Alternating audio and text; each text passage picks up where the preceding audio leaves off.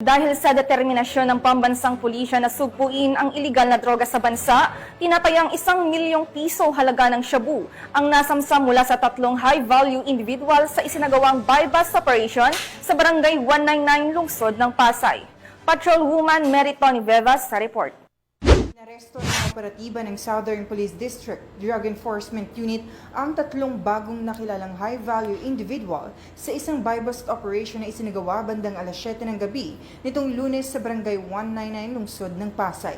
Ang mga naarestong sospek ay nakilala na sina alias Tol, 25 taong gulang, alias Jertrex, 34 taong gulang at si alias Samad, 38 taong gulang. Successful po yung kinandak na buy-bust operation ng aming mga operatiba matapos ang mahigit 2 linggong pag-casing and surveillance sa suspect.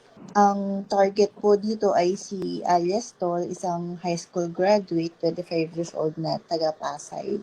Itong suspect na to ay konektado dun sa mga previous operations ng SPD. And base din po sa kinandak na validation, ito pong ating suspect ay may mga previous cases na rin po. Nakakapagtransaksyon ng mga operatiba ng DDEU sa koordinasyon ng District Intelligence Division, Pasay City SDEU at Substation 9 ng Pasay CPS at agad na inaresto ang mga sospek. Nakumpiska sa operasyon ang tinatayang 200 gramo ng hinihinalang shabu. Ang tinatayang halaga batay sa standard drug price ay umabot sa 1,360,000 pesos. Narecover din ng mga operatiba ang ginamit na buy-bust money sa transaksyon.